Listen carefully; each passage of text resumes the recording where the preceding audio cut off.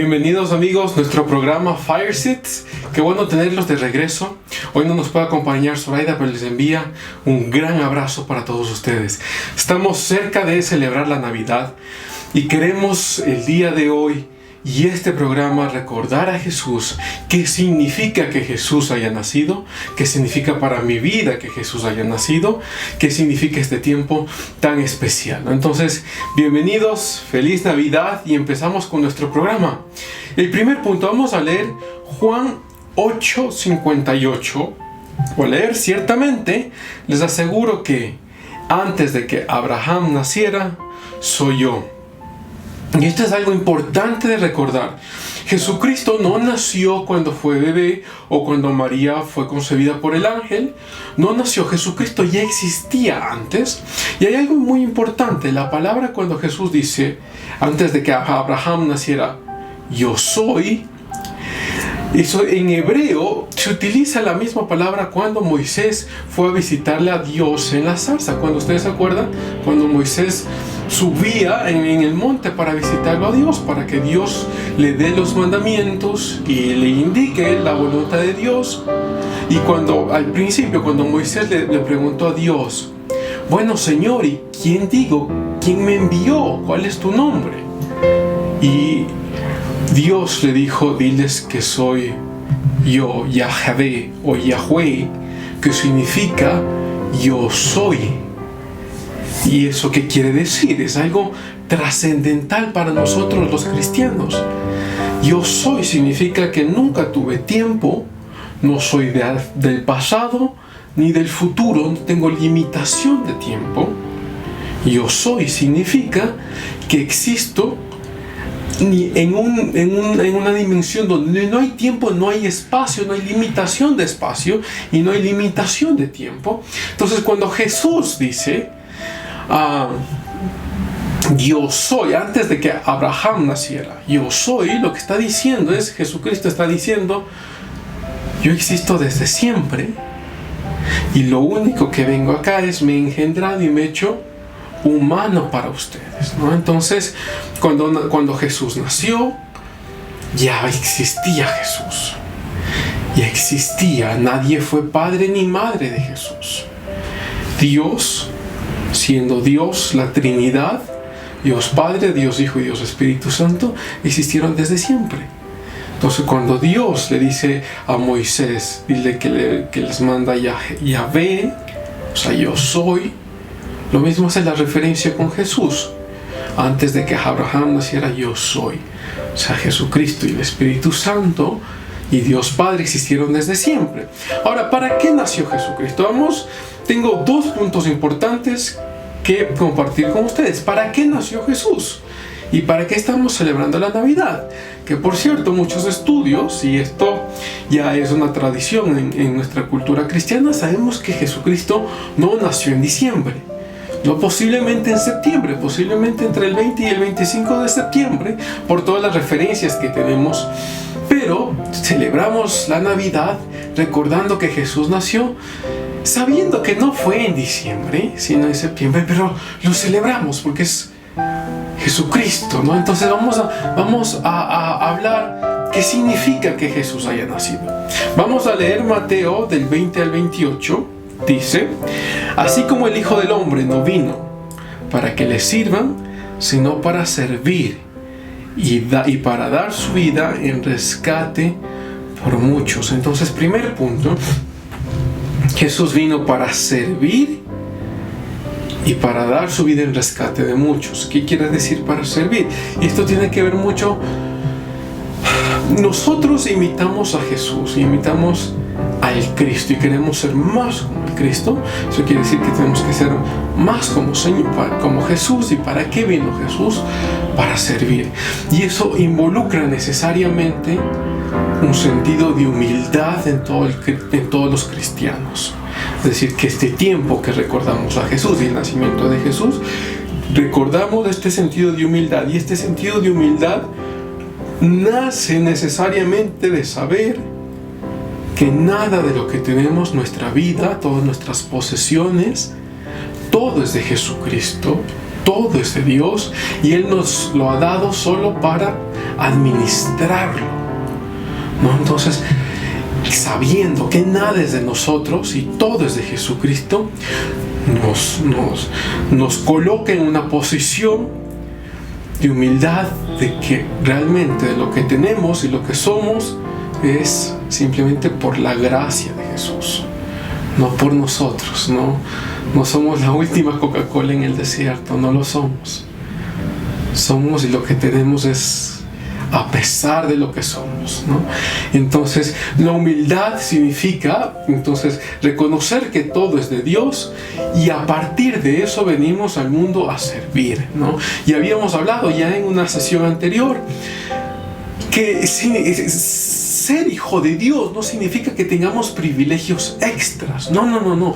Ser hijo de Dios significa que vamos al mundo a bendecir al mundo, vamos a servir al mundo, vamos a llevar las buenas noticias, vamos a servir, a humillarnos, porque sabemos, en humildad, no en humillación, perdón, en humildad sabemos que somos hijos del Rey de Reyes. Y ser hijo del Rey de Reyes significa llevar bendición, no que nos traten con cierto privilegio extra, no, sino llevar bendición a las naciones, ¿no? Entonces venimos a servir a las naciones. Y el segundo punto, Dios vino para rescatarnos. Y habíamos hablado también en nuestro programa de salvación que todos necesitamos el rescate de Jesucristo, porque cuando Dios habló a Moisés y puso los mandamientos, y no eran solo los 10 mandamientos, ¿no? Sino también reglas civiles que están en todos los libros, en el libro de Deuteronomio, libro de Números, más de 600 reglas que los judíos tenían que seguir. Entonces, pero ninguna persona es capaz y es justo para siempre y todo el tiempo cumplir los mandamientos y entrar a la justicia de Dios. Entonces, de Dios al ser humano nos separa un gran abismo, y ese gran abismo lo podemos saltar a través de Jesucristo. Y por eso hablábamos de la salvación, que Jesucristo es el único puente que nos ayuda a llegar al Padre. Entonces, ¿para qué nació Jesús? Primer punto, para servir y para darnos salvación. Entonces nosotros los cristianos en esta Navidad recordamos que somos salvos en Cristo, no por lo que somos, sino por su gracia, y recordamos que por eso mismo, porque recibimos algo que no hemos merecido, venimos a servir a las naciones, venimos a bendecir a las naciones, a traer las buenas nuevas a las naciones. Segundo punto, ¿para qué vino Jesucristo? Para darnos una vida en abundancia. Vamos a leer Juan 10:10. Dice: el ladrón no viene más que a robar, matar y destruir. Yo he venido, está diciendo Jesucristo, yo he venido para que tengan vida y la tengan en abundancia. Entonces, antes de explicar qué significa tener vida en abundancia, es importante mencionar para qué está Satanás en el mundo. Pues Satanás vino a robar, a matar y a destruir. Muchas de las cosas que nos pasan en nuestra vida como cristianos, empezamos a culparle a Dios. ¿Por qué Dios hiciste esto? ¿Por qué te llevaste a un familiar mío? ¿Por qué estoy viviendo con esta enfermedad? ¿Por qué estoy pasando lo que estoy pasando? Y la verdad es que estamos culpando a Dios de algo que Él nunca hizo. Y es Satanás el que vino a destruir nuestras vidas. Es Satanás el que vino a matar, a llevarse tal vez muchos de nuestros familiares con enfermedades muy críticas. Pero no fue Dios, mi querido amigo, no fue Dios. Dios quiere darnos vida y darnos vida en abundancia, como lo menciona Juan 10:10.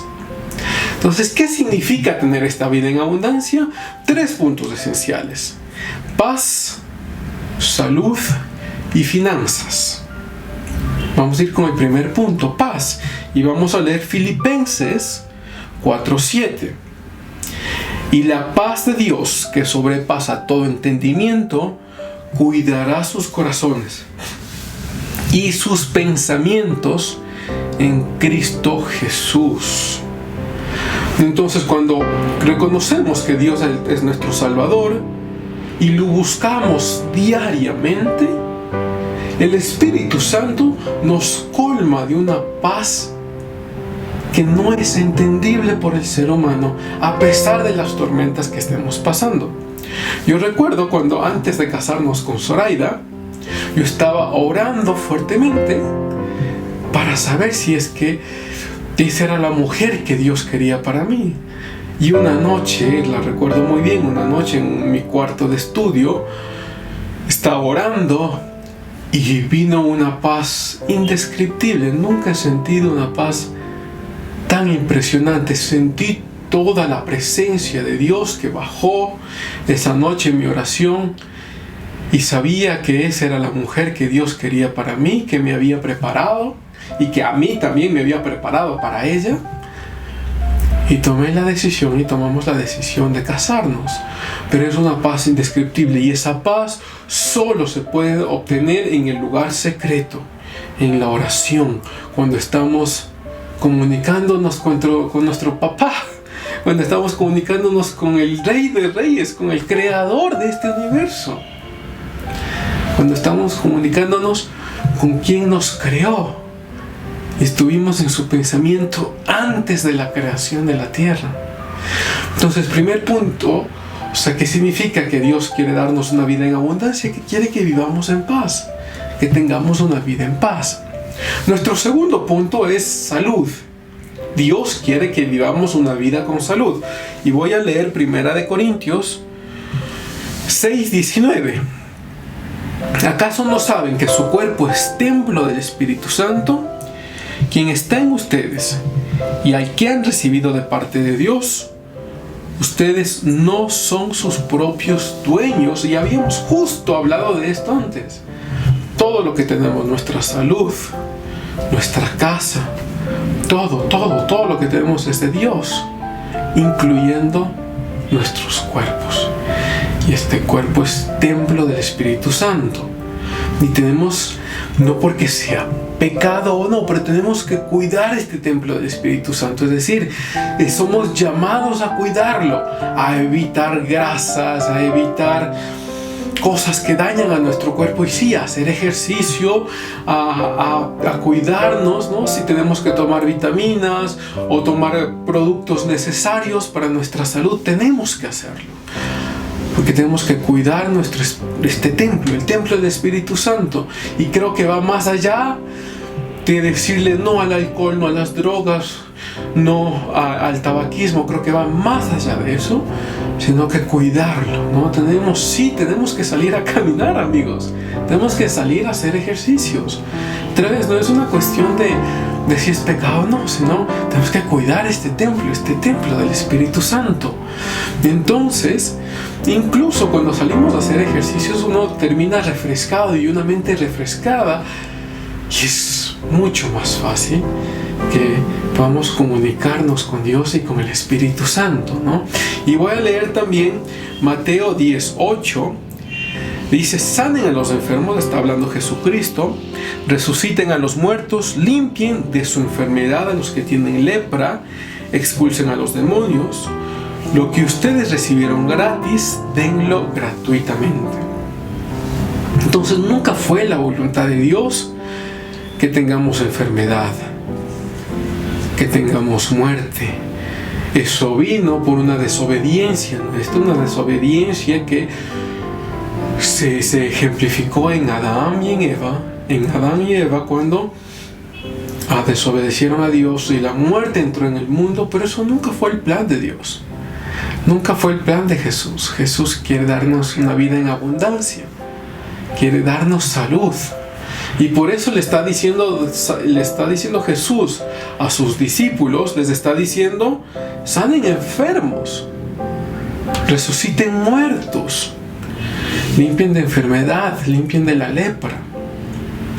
O sea, la voluntad de Dios es que vivamos una vida en salud, y lo que hemos recibido gratuitamente, lo demos gratuitamente, ¿no? O sea, lo que hemos recibido en el caso de salud, los que hemos recibido gratuitamente, también vayamos a la gente con la bendición, con oración, orando por los enfermos, dando las buenas noticias, ¿no?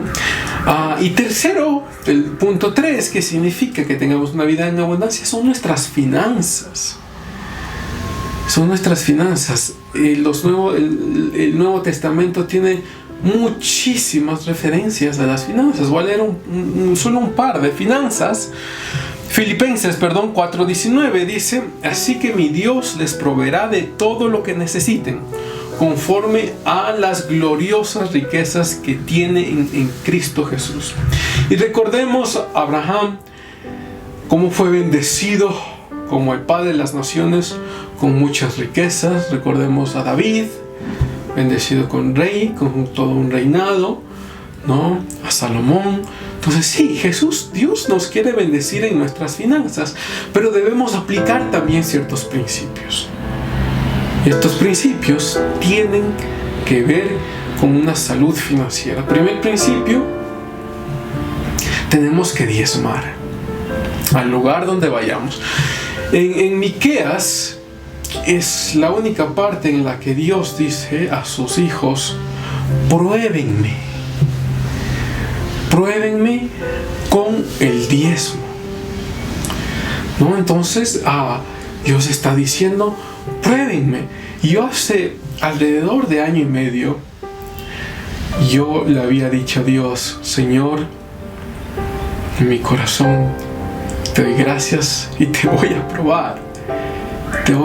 Y he empezado a dar el diezmo y he sido bendecido, mi familia ha sido bendecido abundantemente. ¿No? Nuestro segundo principio: no tenemos que desperdiciar lo que Dios nos ha dado. Recuerden ustedes uno de los maravillosos milagros que hizo Jesús al multiplicar los panes y los peces. Lo recuerdan muchos de nuestros amigos. Y al final, cuando se recogieron las 12 canastas, Jesús dice: recojan para que nada se desperdicie. ¿Qué hacemos con nuestras finanzas? ¿Desperdiciamos nuestras finanzas en juegos del azar? Compramos lotería, compramos cosas que no nos sirven, cosas por vanidad. Muchos de nosotros también hemos pasado tiempos en los que tenemos cierta adicción a comprar, ciertos impulsos, vamos por lugares y cosas que no necesitamos compramos. Que nuestras finanzas también glorifiquen a Dios en el no desperdicio, que no desperdiciemos nuestras finanzas en cosas que no nos sirven. No significa tampoco que no nos demos algún lujo, que querramos disfrutarlo, disfrutar de viajes o disfrutar de cosas que compramos. No, sino que eso se convierte en una adicción, que eso se convierte en un patrón de vida. Jesús nos llama a cuidar nuestras finanzas y a no desperdiciar nuestras finanzas. Y número 3, dentro del punto de finanzas, tenemos que glorificar a Dios siempre con nuestras finanzas. Habíamos leído en Filipenses que Dios les proveerá con todo lo que necesiten, no con todo lo que codicien, ¿no? Y glorificar a Dios en todo lo que compramos. ¿Dónde está nuestro corazón cuando compramos cosas? Y no estoy diciendo que no se deba comprar lo que queramos, una casa, un carro, cosas menores, una cámara. Pero ¿dónde está nuestro corazón cuando hacemos eso? ¿Está nuestro corazón en ese aparato que queremos mostrar a toda la sociedad para que la sociedad mire el supercarro que tenemos del año? ¿O está porque nos sentimos bendecidos, damos gracias a Dios por lo que tenemos? Entonces, dentro del punto de finanzas, sí, Dios nos quiere bendecir en nuestras finanzas también. Pero Dios nos llama a dar solo un poco de todo lo que Él nos da. Nos pide solo un poco para su obra, es decir, el diezmo. Nos pide también que no desperdiciemos nuestras finanzas. Y nos pide también, por último, que glorifiquemos a Dios en todo lo que gastamos, ¿no? Entonces, ¿qué significa tener una vida en abundancia? Dios nos quiere dar una paz y una paz en abundancia.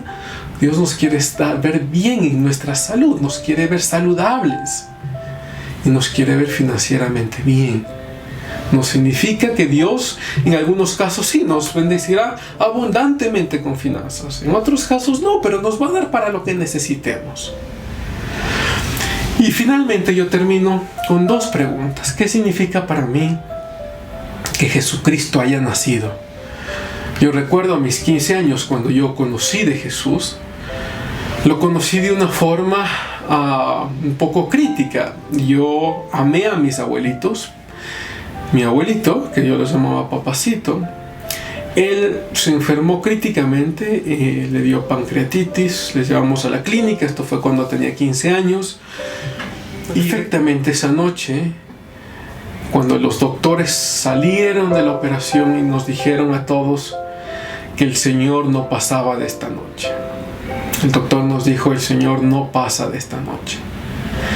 Y fue una noche en la que todo mi corazón, toda mi vida se quebrantó. Cuando cuento mi historia siempre digo, quizá fue la primera vez que oré realmente. Fui, me arrodillé en mi cama y le dije, Señor, si es que tú existes, sánalo. Y si es que tú lo sanas, te entregaré toda mi vida. Y ahora, claro, viendo en retrospectiva, fue una oración muy arrogante, no una condicional. Si no lo sanas, nada, no quiero saber nada de ti. Pero Dios tuvo misericordia de esa oración arrogante. Y mi abuelito, después de 7 días, se despertó. Después de un mes salió de la clínica y vivió con nosotros 7 años más. Y desde ahí yo conocí a Dios, conocí a Jesucristo. ¿Y qué hubiese pasado si Jesús no hubiese entrado a mi vida a mis 15 años? Yo me imagino una vida en la que la arrogancia era el principal punto. Yo me imagino una vida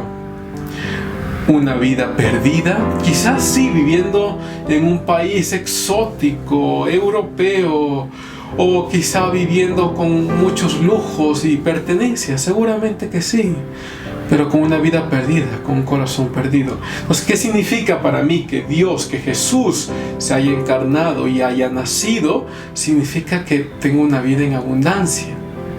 Tengo una vida en abundancia.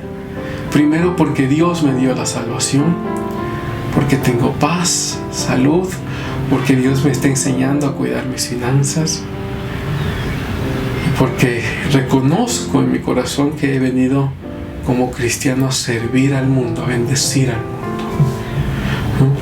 Y por último, ¿qué significa que Jesús haya nacido para el mundo? Y voy a leer lo que está en 2 de Pedro 3:9. El Señor no tarda en cumplir su promesa, según entienden algunos la tardanza, más bien Él tiene paciencia con ustedes, porque no quiere que nadie perezca, sino que todos se arrepientan. ¿Para qué nació Jesús? Para dar salvación al mundo, para bendecir al mundo. Jesús quiere que todos se salven. Y es nuestra decisión, esa decisión personal de recibir a Jesucristo en nuestra vida como Dios y Salvador. Y a partir de ese punto, vivir la promesa de Jesús, vivir una vida en abundancia. Y esta vida en abundancia no para nosotros, sino para bendecir al mundo. Entonces, ¿qué significa para el mundo que Jesús haya nacido? Significa salvación y bendición. Y yo me despido con esto, amigos. Les deseo una excelente Navidad. De parte mía y de parte de Zoraida, les queremos mucho, les mandamos un abrazo gigantesco, que disfruten con sus familias, que recuerden que Jesús nació y murió por nosotros. Les quiero mucho, les amo mucho, que Dios les bendiga.